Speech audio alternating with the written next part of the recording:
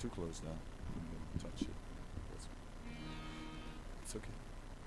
Jaya Radha Madhava Kunja Bihari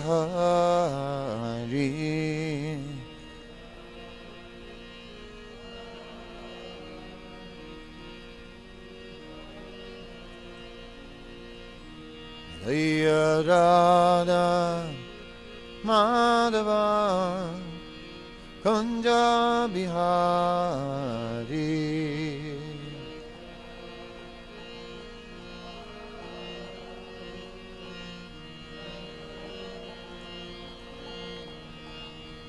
Gopi Jana Vallabha Girivardhari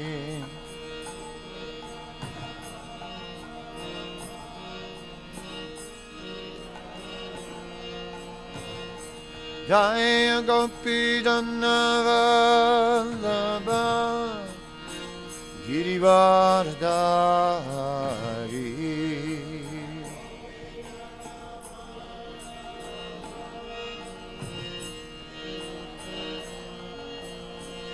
Yasodhanana Brajanana Randana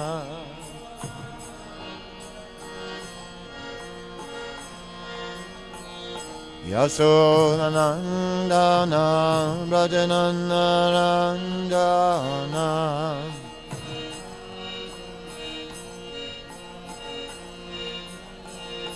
Yamuna Tira Vanachari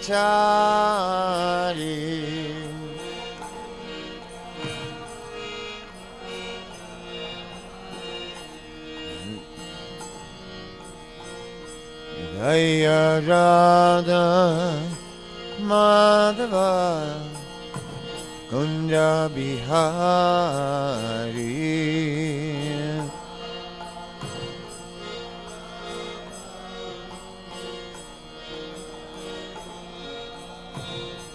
Jaya Sri Krishna Chaitanya Prabhu Nityananda Shri Advaita Kadamba Shri Vasadi Gaura Bhakta Vrinda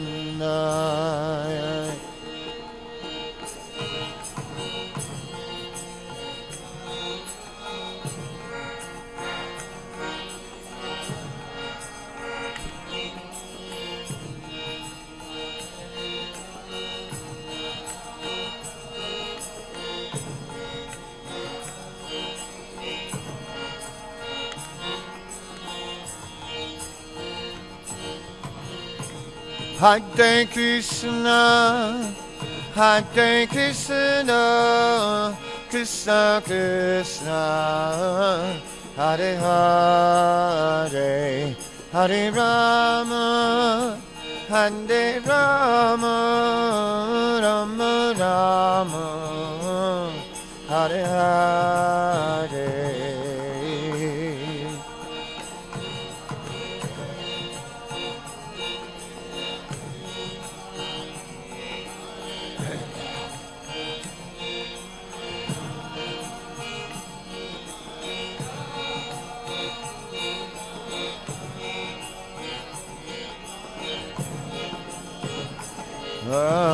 Hare Krishna, Krishna Krishna, Hare Hare, Hare Rama, Hare Ram, Ram Ram, Hare Hare.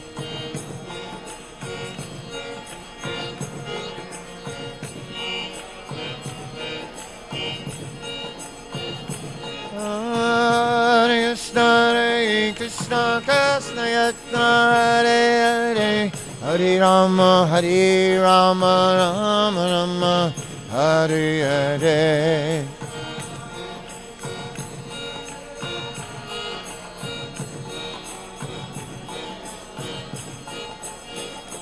Jaya Prabhupada, Prabhupada, Prabhupada, Jai Prabhupada.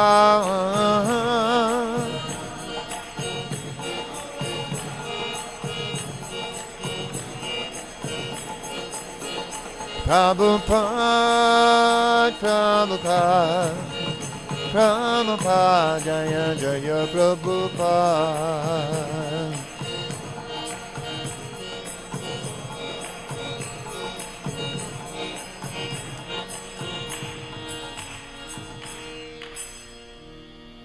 Shri Prabhupada ki jai, Harinam Sankirtan Yaki ki jai, Ananta Koti Vaishnava Vrinda ki jai.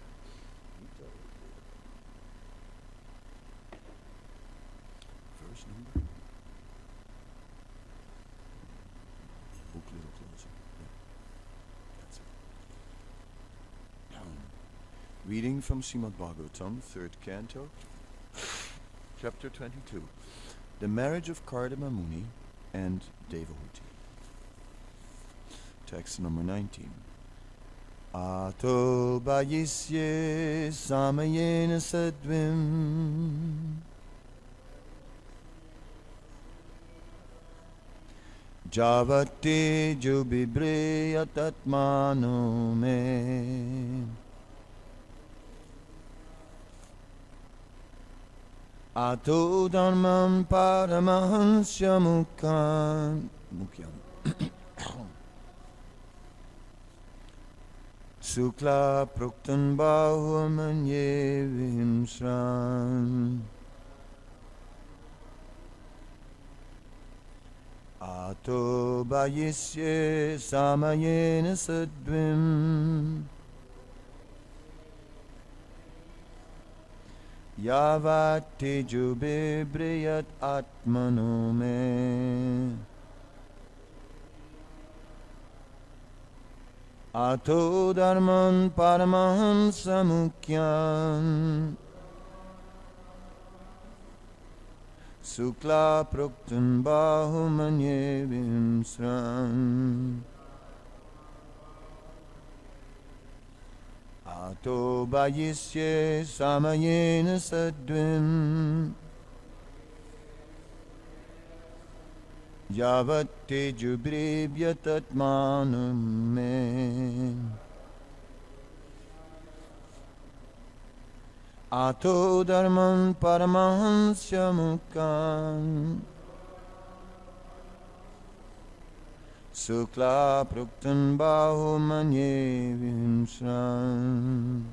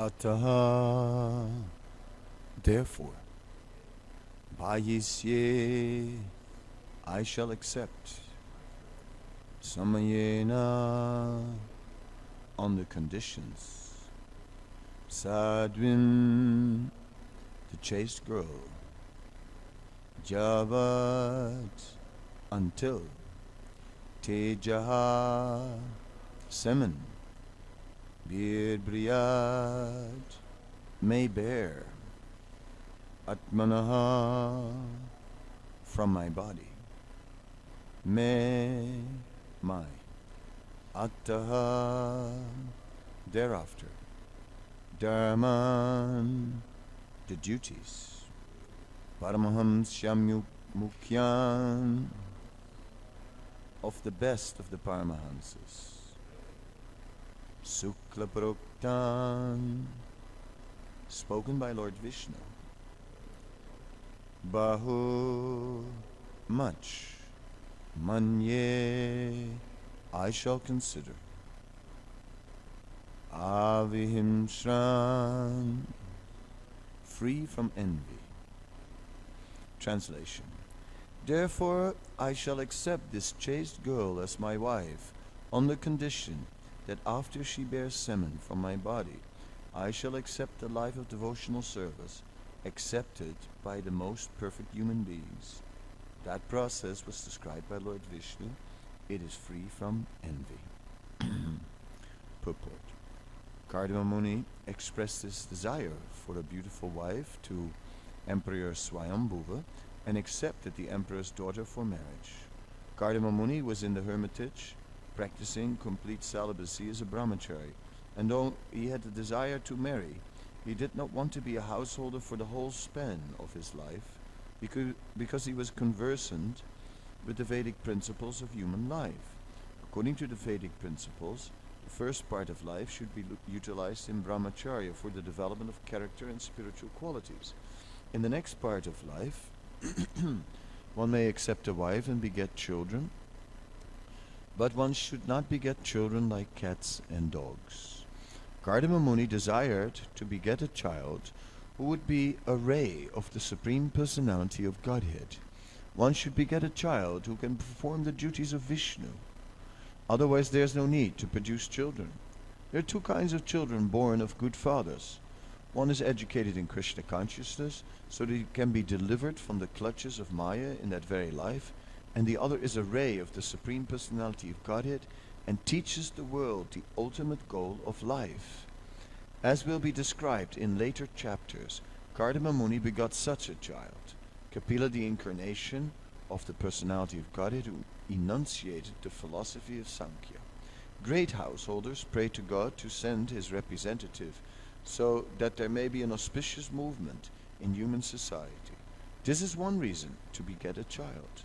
Another reason is that a highly enlightened parent can train a child in Krishna consciousness so that the child will not have to come back again into this material world. Parents should see to it that the child born of them does not enter the womb of a mother again. Unless one can train a child for liberation in that life, there is no need to marry or produce children. If human society produces children like cats and dogs for the disturbance of social order, then the world becomes hellish, as it has in this age of Kali. In this age, neither parents nor their children are trained. Both are animalistic and simply eat, sleep, mate, defend, and gratify their senses. This disorder in social life cannot bring peace to human society. Kadamba Muni explains beforehand that he would not associate with the girl, Devahuti, for the whole duration of his life. He would simply associate with her until she had a child. In other words, sex life should be utilized only to produce a nice child, not for any other purpose. Human life is especially meant for complete devotion to the service of the Lord. That is the philosophy of Lord Chaitanya. After fulfilling his responsibility to produce a nice child, one should take sannyas and engage in the perfectional Paramahamsa stage.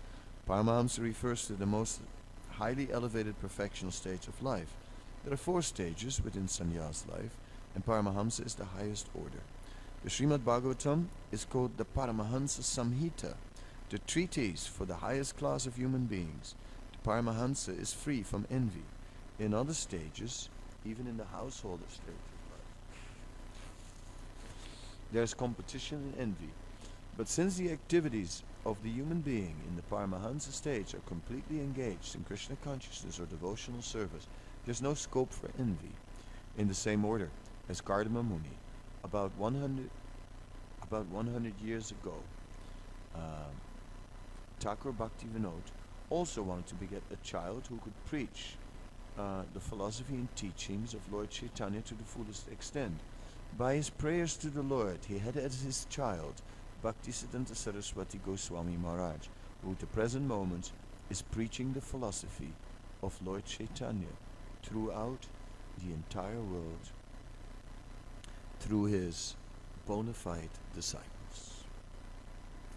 Om Jnana-timirandasya Virandana Salakaya Shakshurun Militam Yena Tasmai Sri Guruve Namaha Shri Chaitanya Manobhistam Stapitam Yena Bhutale Swayam Rupa Kadamayam Darati Swapadantikam Sri Krishna Chaitanya Prabhu Nityananda Sri Advaita Gadadhar Sri Vasadi Gaura Bhaktavinda Hare Krishna Krishna Krishna Hare Hare Hare Rama Rama Rama Hare Hare.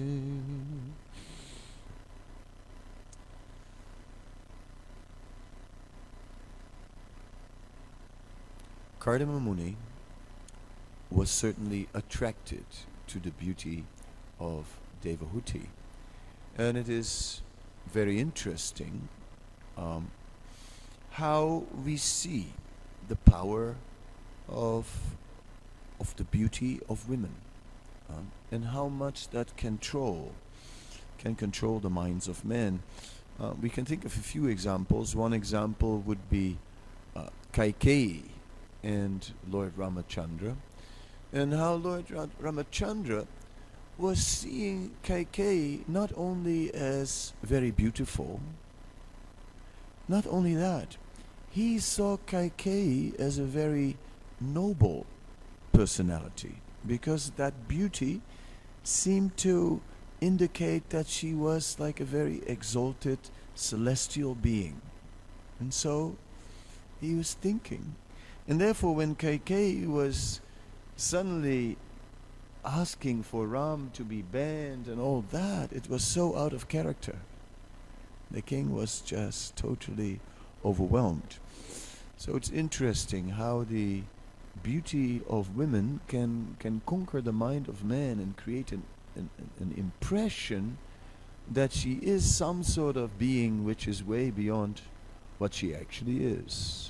A conditioned soul struggling with the material energy, with her good qualities and her bad qualities according to her previous karma, and so on. Another example is Putana, who disguised herself as a beautiful goddess, and then was also received in the village of Vrindavan by so much, given so much respect, and immediately trusted.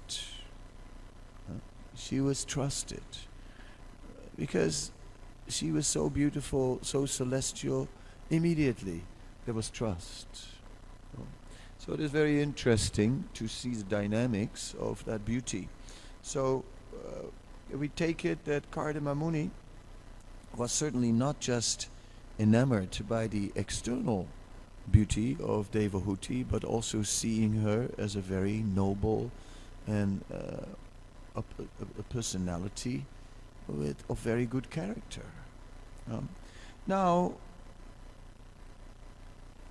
this girl, as he said, I shall accept this chaste girl. He was aware that she was a girl from a good family, from a good father, that she was chaste. Chaste means she was dedicated to follow authority based on scripture, and she was dedicated to accept a husband, but on principles of dharma, which meant only one man. And we see in the Vedic system that a lady would accept one man in her life, and that was it. And that's what that chastity was all about. And so it was not a casual thing. It was not something that would just happen in the street. It was something that was the girl might have expressed some interest, and then elders would check if the situation was favorable, and then a marriage could take place, and the girl would give her heart and completely dedicate herself to the relationship with her husband. Here we're seeing that the sage, Kadamba Muni, is willing to accept her, but he is not running into it head over heels.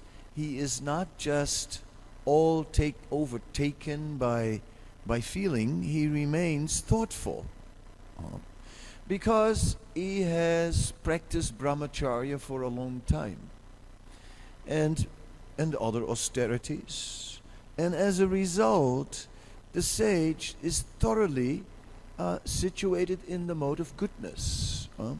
The quality of the mode of ignorance is laziness and sleep. The quality of the mode of passion is action, and the quality of the mode of goodness is thoughtfulness. So the sage had become thoroughly established in the mode of goodness, at least as a predominant mode.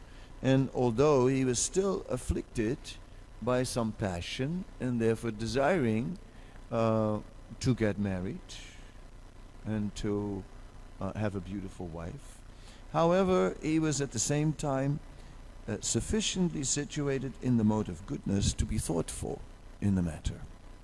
And therefore he was not just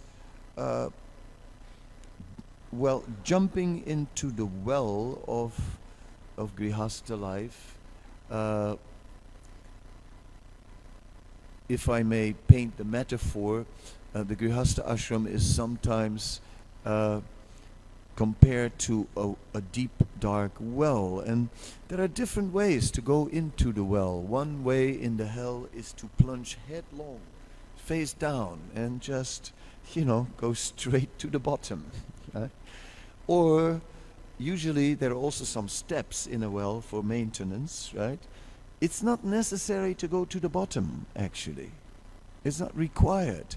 It is not necessary that when one enters the household ashram that one just drops everything and now it's just happening. And regulative principles fly out of the window, and everything is just suddenly becoming overwhelmed by feelings of what is experienced as love, and which scriptures is identifying as lust. That is not required and not recommended. So Srimad Bhagavatam is calling for a more thoughtful approach, or more sattvic approach towards the Grihastha ashram. And Kadamba Muni is the example who enters into the Grihastha ashram, but is also thinking, yes, but I will not just stay in that ashram forever. We have in the 9th canto the example of the opposite, of Yayati. Yayati who cannot stop, who is enjoying until his old age and along with his beautiful wife, and yet still not satisfied. And then, because it was another age, and in that other age there were great powers, great mystic powers, which now we don't have anymore. There was an arrangement offered to Yayati that he could exchange his old age with someone else and get the youth of someone else, and then he could enjoy longer. So he approached his sons, and some of the sons said, well, we are also conditioned souls, and we also need to somehow or other deal with these pushings of the senses. So we also need to an extent satisfy these pushings, because if we prematurely renounce, we may later on find that they'll come back with these desires, material desires, come back with a vengeance, and then we'll find ourselves in big trouble. So no, we must decline. Another son declined, saying that, well, actually,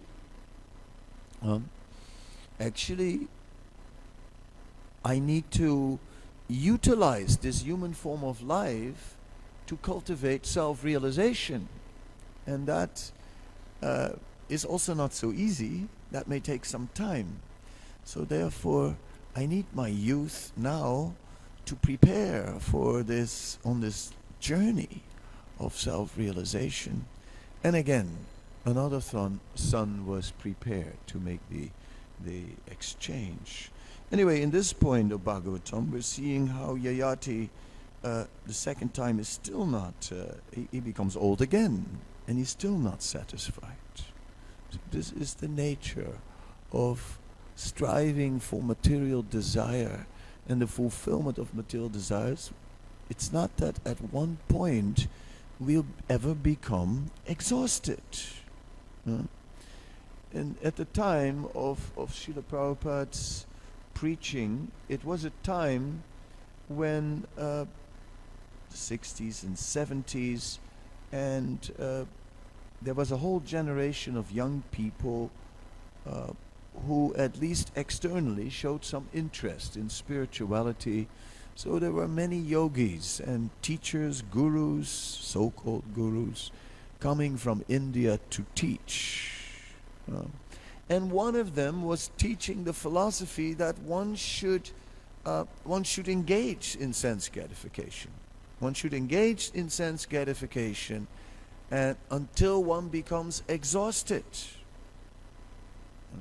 And then when one becomes exhausted, then one can become a yogi or take up the spiritual path very seriously.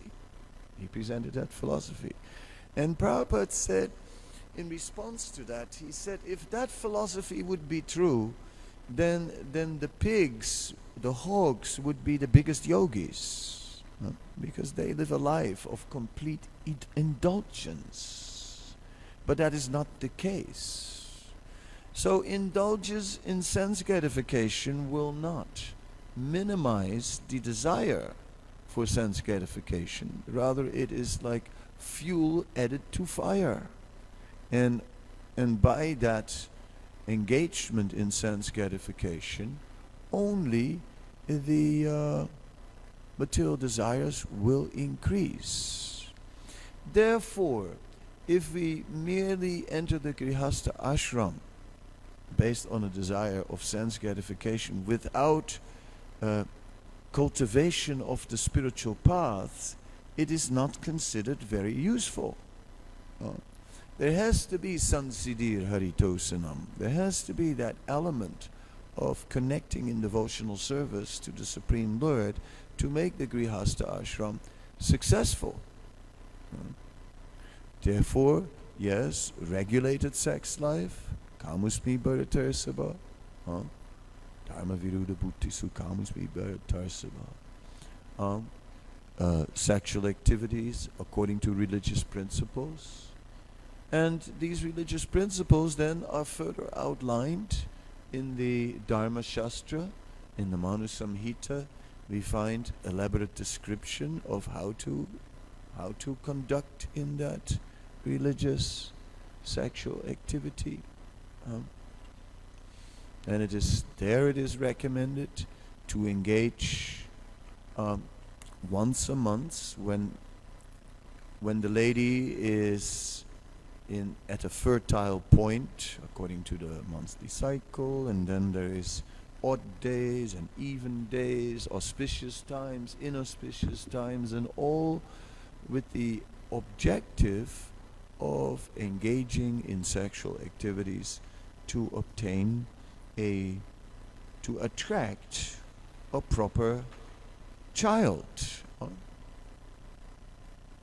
In Bhagavad Gita, Krishna states, Adharma Bibhavat Krishna Pradusyanti Kulastriya. It's actually Arjuna who speaks. Adharma Bibhavat Krishna Pradusyanti Kulastriya Striya Dustasu Varsneya Jayate Varna Sankara. It is said that if one is not following the principles of Dharma, one is acting in an adharmic way, and men and women start to mix in an adharmic way, then the child that will take birth, Jayate Varna Sankara, will be the Varna Sankara.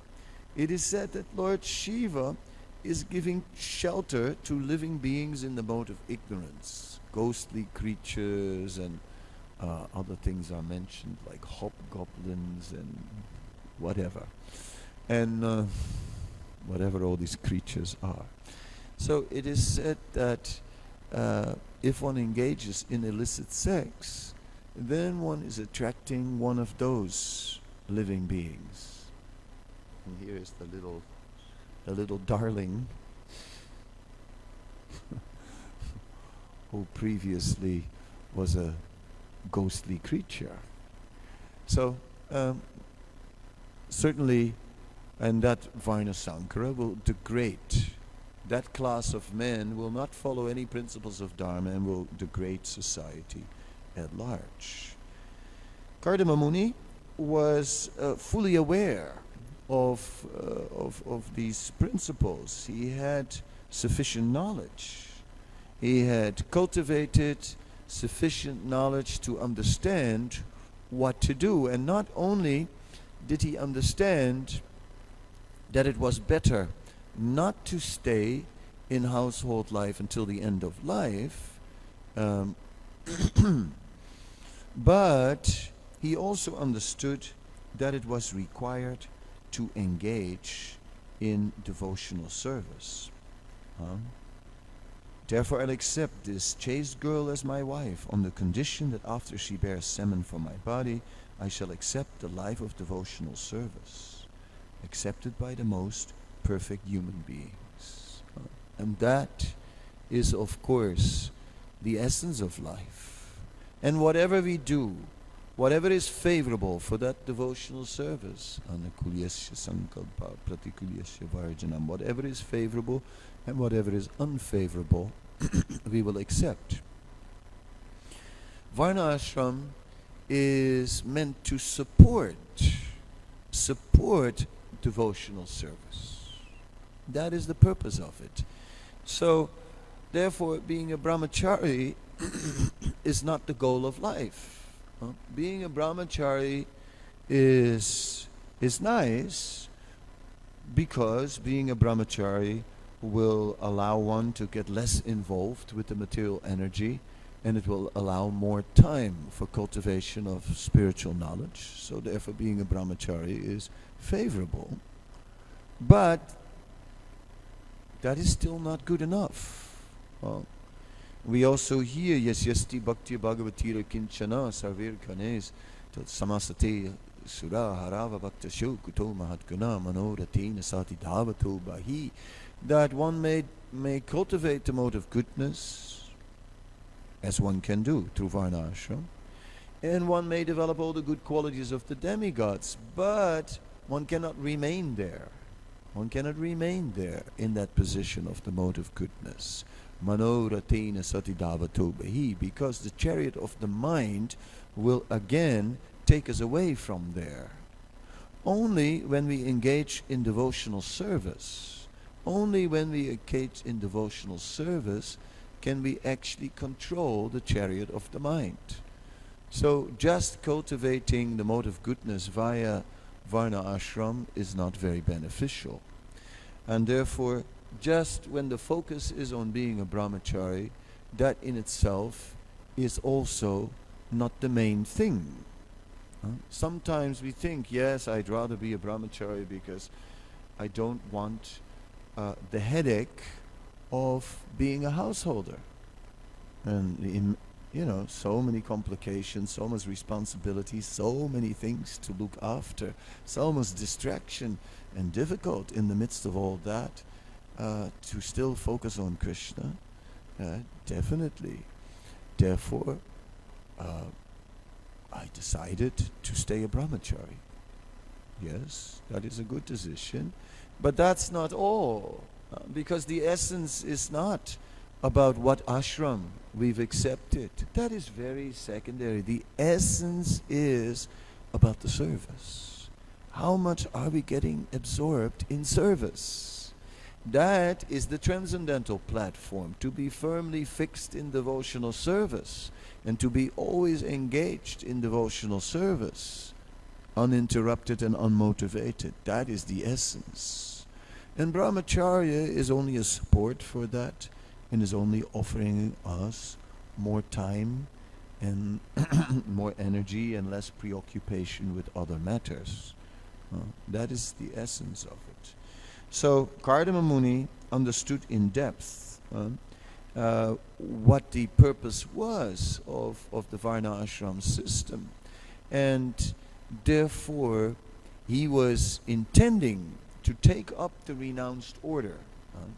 Obviously not as a brahmachari, but he'd been a brahmachari, then a householder, and then he was planning to enter the renounced order of life. And in this way, the sannyas order, we see that Kadamba Muni was taking sannyas, and the sannyas order is obviously meant for 100% engagement in devotional service, in pure devotional service. It's not anything else. Brahmacharya is for practice and cultivation and trying to come for purification, developing a service attitude, develop transcendental knowledge by studying scripture under direction of a spiritual master, and then to use one's youthful energy in the service of the Lord. Therefore, it is said in Varna Ashram, Mukha Bahura Padaja, that it is said there is Mukha, the head, then the arms, the waist, and the legs. And both the Varnas, the Brahmana is compared to the head, the Kshatriya, the arms, the Vaishya, the waist, the Sudra, the legs. So, and the same way applies to the ashrams. The sannyasi is supposed to be the head, the vanaprastha, the arms, the grihastha, the waist, and the brahmachari, the legs. So if we are looking at the brahmachari as the legs, then we're looking, the brahmachari has to use his energy. He has to do the running around. He has to use a lot of energy in the service of the Lord. He's always be busy. Should always be busy in devotional service. Always very busy. Then he will be saved from the lower nature. The grihastas, yes, they are meant to be very charitable. Srila Prabhupada emphasized that point when he was asked, what is the duty of a grihasta? Prabhupada said, just call out in the street. Is there anybody hungry? Is there? It's like the devotees said, okay, yes, we noted that.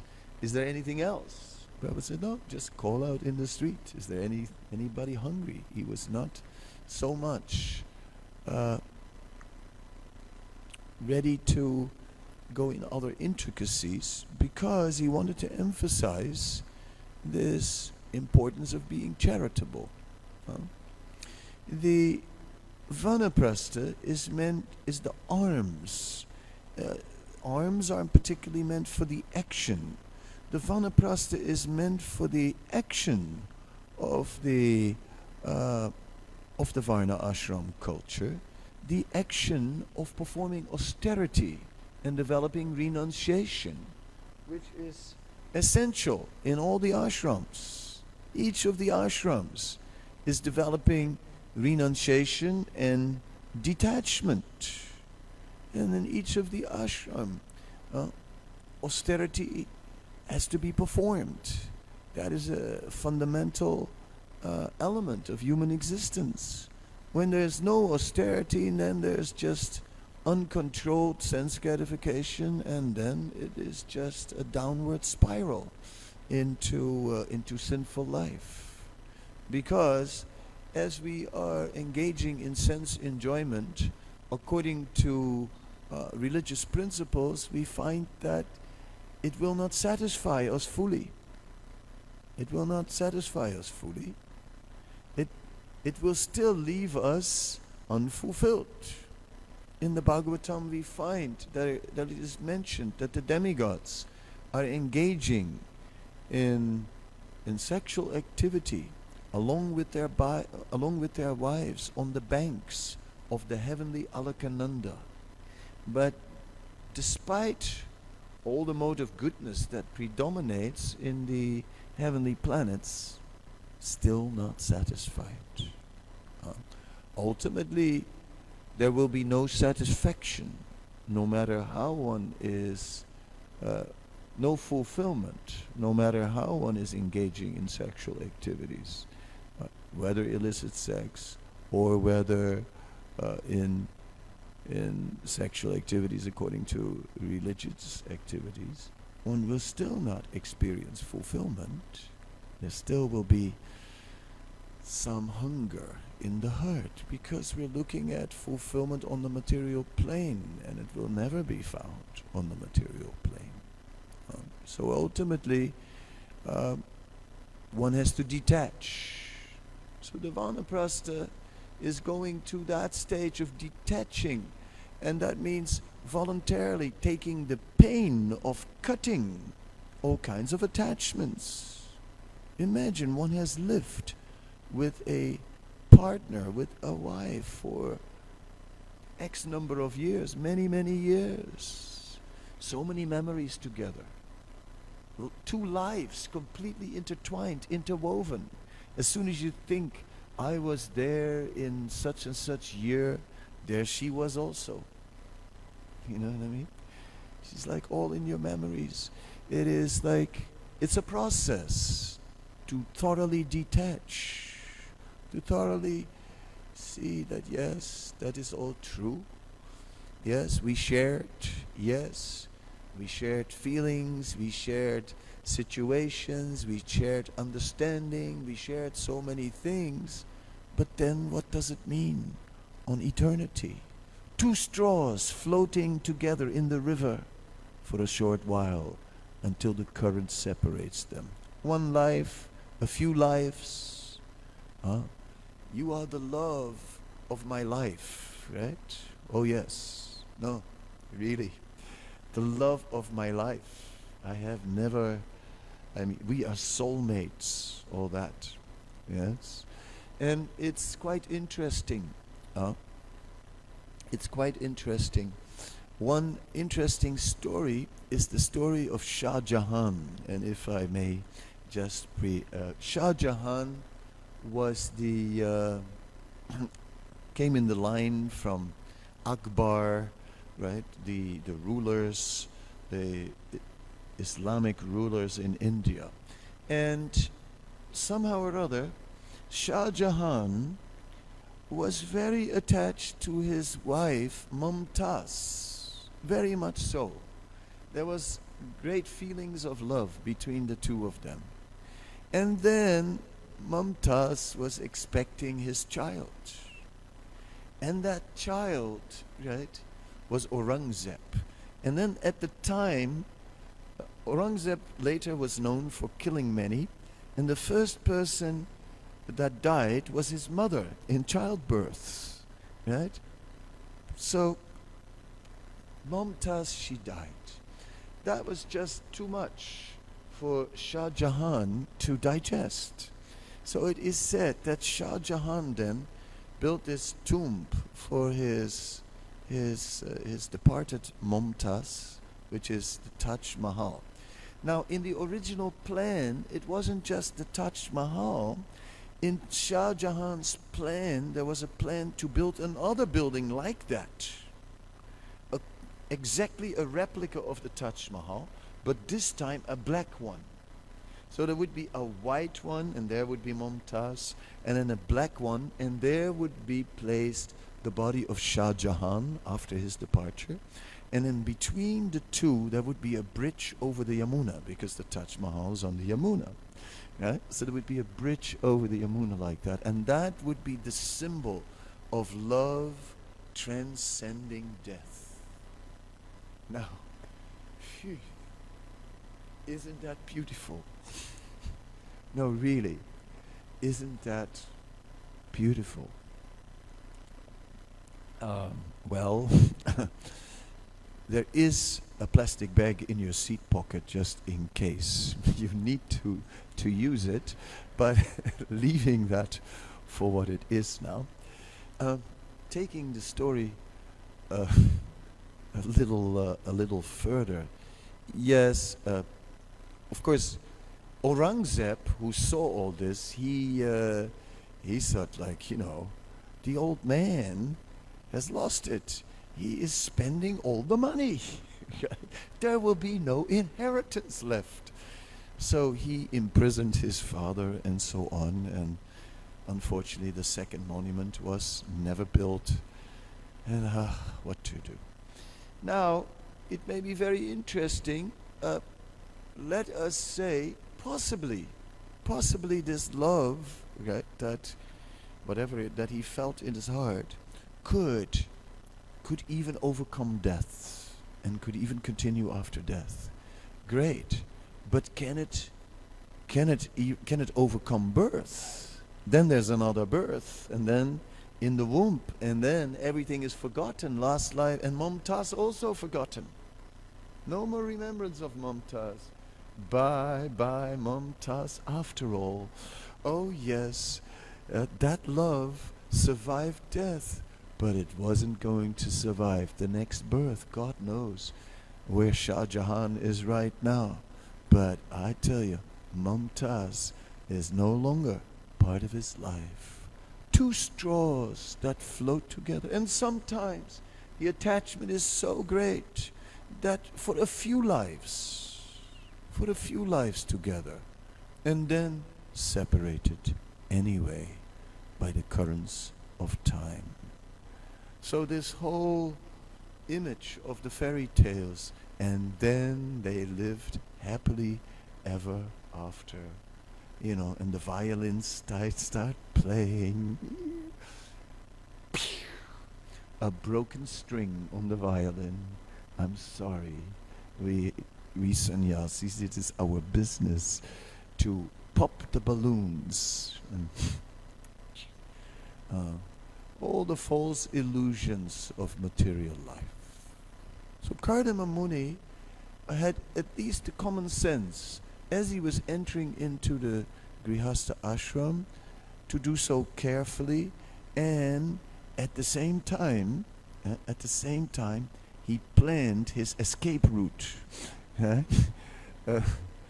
To use it like that, the emergency exit, so to speak. I once gave a lecture in one temple the day after a marriage, and I got a verse about renunciation all the way. So I said one should start planning to take sannyas on the day of one's marriage. I heard later that there was an emergency meeting about that lecture, and that they discussed whether I should be allowed to give classes. But today I am illustrating this with this verse, that actually this is what Kadamba Muni did. Kadamba Muni did exactly that. He was very thoughtful. when he entered into the Grihastha ashram. And not cold, and not in an envious spirit, not like in a spirit of not caring. No, in a spirit of fully caring for the wife that he was about to accept, appreciating. We have these. Now we have the other side of the coin, and the other side of the coin is these devotees. They marry, and then after a short while, say, no, I want to take vanaprastha. I want to renounce. Wait a minute, buddy. Wait a minute. What is that? You are envious towards your good wife? You have accepted her, knowing well her needs for protection, and now that you've accepted her, now you shall. Now you must. Now you cannot just leave without duly taking care of her and duly providing. Oh, it's not so cheap, this marriage. It's not you walk in one day, yes, I'll be a grihastha and tomorrow I'll be a vanaprastha. Not like that. It is a great responsibility, and based on kindness and based on a non-envious, supportive attitude towards the wife that one accepts. And therefore, the renounced order of life from the Grihastha ashram can only be taken after there are appropriate arrangements. In this case, Kadamba Muni did not do bad, because he gave his good wife a son who was a ray of Vishnu, or in this case an incarnation of the Supreme Personality of Godhead. A ray of Vishnu, as we find described in this purport, that's another interesting statement. A ray of Vishnu can be either an incarnation of the Lord, or can be a specially empowered devotee of the Lord, who will push on the mission of the Lord in this world. And then Srila Prabhupada is making the point at the purport that that Kadamba Muni received such a son, a ray of Vishnu, and that Bhaktivinoda Thakur, 100 years before Prabhupada, also prayed for such a son, a ray of Vishnu, and then Srila Bhaktisiddhanta was that personality. And we know that there is a biography about Srila Bhaktisiddhanta that has been written by one of Srila Prabhupada's disciples, Rupa Vilas Prabhu, by that title. And we can understand that Rupa Vilas took the title of that book, The Ray of Vishnu, from this purport. And in this way, very faithfully, as a faithful follower of Srila Prabhupada, named that book A Ray of Vishnu, very much depicting Srila Bhaktisiddhanta, just as Srila Prabhupada is depicting him here. Yes. So that is the way of writing biography in the Vaishnava Sampradaya. Anyhow, in conclusion then, we are very fortunate that we have this Srimad Bhagavatam and that we have this culture, so that we can actually do it proper. Instead of entering into the household ashram, unprepared in the mode of passion, we can do so in a duly prepared way, if we so desire, understanding fully what the responsibilities are, what the entanglement involves, and so on, and duly deliberating how we are going to position ourselves in dealing with the all-devouring enemy of this world, lust. And so, if we desire to place ourselves in the position of the Grihastha ashram, then with intelligence, not forgetting that whatever temporary position we take, that it is secondary to the ultimate goal in life, pure devotional service, and making sure that the priority stays there, exactly there, with pure devotional service. Then we are safe on the spiritual platform.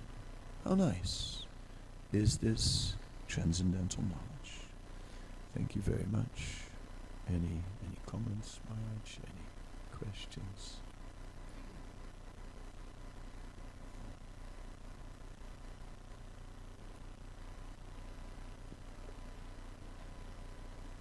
Kadamba Muni is right now entering into this relationship on the basis of a desire which he's recognized, that it's substantial and it has to be addressed. Mm-hmm. Even after 10,000 years of austerity, etc., he come to that point that, look, I got to do this. But then after, not a long time, when Kapila is born, then he leaves, and he doesn't, we assume, that desire, that need has been addressed and is no longer there. So now he's going to leave home free of that, and able to just focus entirely without, that other consideration being there as it had been, obviously. So I'm just wondering, what happened and how did it happen in between so that desire would be sort of nullified or would no longer exist? Right. I would think, first of all, that Kadamba Muni is a personality from another yuga, and that the piety within his nature was much greater than we can even imagine in this age. So we're dealing with a extremely pious personality who has many qualities of goodness in his nature, but somehow or other, as you described it very nicely, this desire remained, and he decided he had to deal with it. But obviously there was a lot of counterweight on the other side also. So that is one point, how Kadamba Muni went into the relationship. And then we find that he did not just marry her in a very renounced way, like he wasn't just marrying her as a sage. Initially, when they married, Devahuti lived with him in his ashram and performed all the austerities and dressed very basic and fasted as the sage did, and she became her natural beauty became a bit covered. She became emaciated. She became she lost some of that beauty now because of living such an austere life. In the forest, you cannot stay as beautiful and clean as in a palace, and so on. But then we see that after some preparation, that the time came to prepare for the marriage, and then so many arrangements were made there also by Kadamba Muni, and there's like lots of mystic powers in the whole pastime. So she was taken into a lake and made servants. She was bathed. She was beautifully dressed and restored in her old beauty and in her previous beauty. Old beauty sounds a little awkward. In her previous beauty, and then Kardama Muni created this celestial plane, which was almost like a city with parks and this and that, a wonderful playground, right? So they had like this amazing playground, and then, yes, they had their amorous exchanges, and he gave her also 9 daughters, right?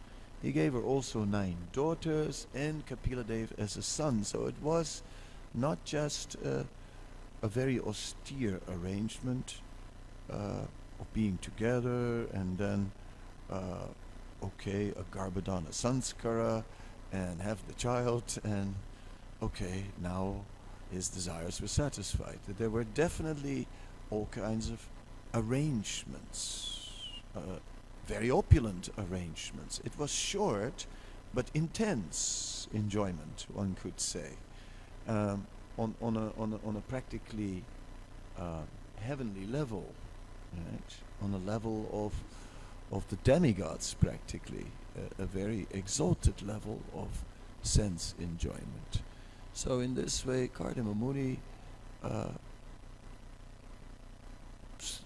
sufficiently got it out of his system, partially because of his piety. He maybe needed less sense gratification than a more impious person, and secondly, because of the extraordinary quality of his sense enjoyment. He was so powerful that he could just fulfill his own dreams for sense gratification very easily, right? Like imagine a flying plane with parks, pretty far out. Who wouldn't want something like that?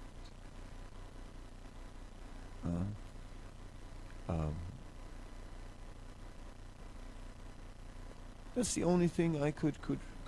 There's one other element that we can offer, and that is a more transcendental element in the equation, where Kardama Muni is not just fulfilling his desires, but he's so exalted that the Supreme Personality of Godhead is becoming his son. So that element is also in the play. The appearance of the Supreme Lord's making arrangements, and to what extent sometimes Kardama Muni becomes influenced by that. Then we see that Kardama Muni is praying to have this ray of Vishnu, then he has Kapila as a son, but he is already taken sannyas, and his son just rises to the fore. So we see a whole transcendental situation also, where Kardama Muni did get a very short darshan of the Lord. He didn't get extensive association of the Lord. So, to an extent, I think that some of these more subtle elements of the Supreme Lord's intervention are also in play in the pastime. That's all I can offer. I mean, if you have another thought, I'd like to hear.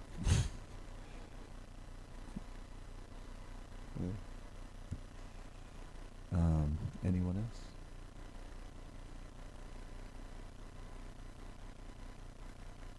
Oh.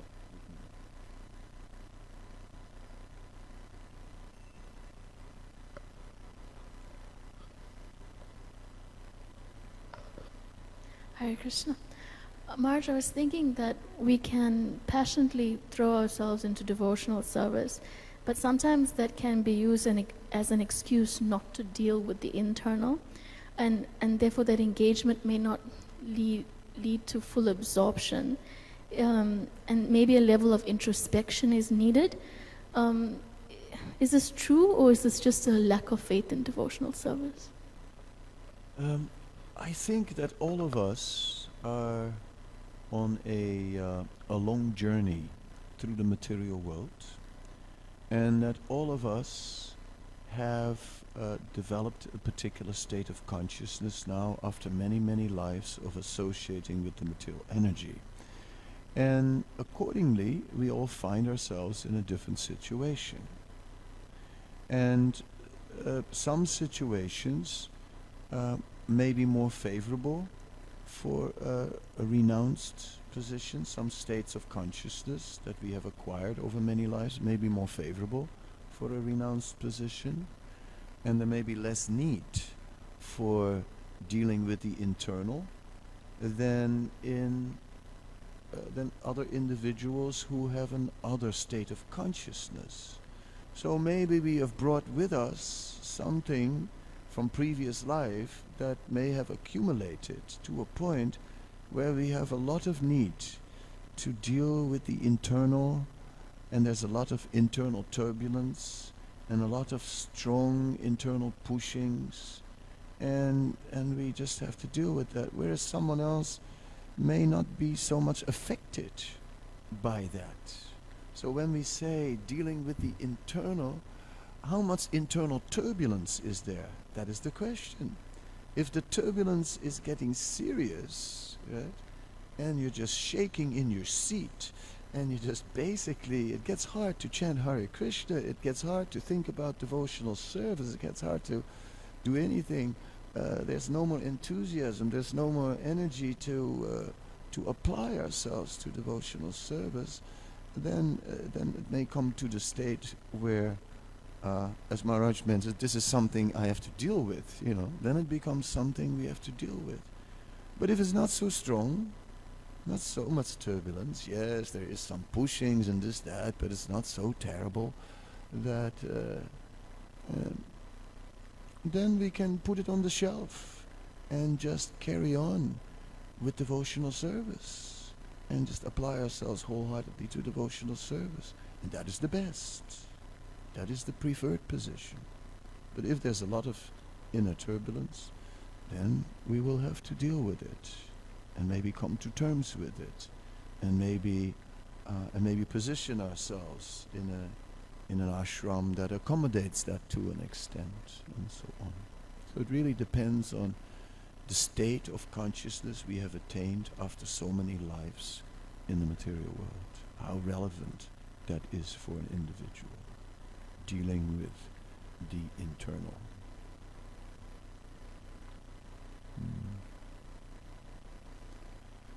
When we speak about the internal, then the internal can be about dealing with the mind. The internal aspects in devotional service can refer to the lower aspect of the internal, means dealing with the mind and all that's going on. The higher aspect of the internal, when we in Krishna consciousness, is actually developing a relationship with Krishna. That aspect of internal life will develop and has to develop. But when we enter over time, as we're getting purified in devotional service and as our attachment to Krishna is increasing, but to spend a lot of internal time just milling over what's in the mind could be a problem. In this regards, what was it again?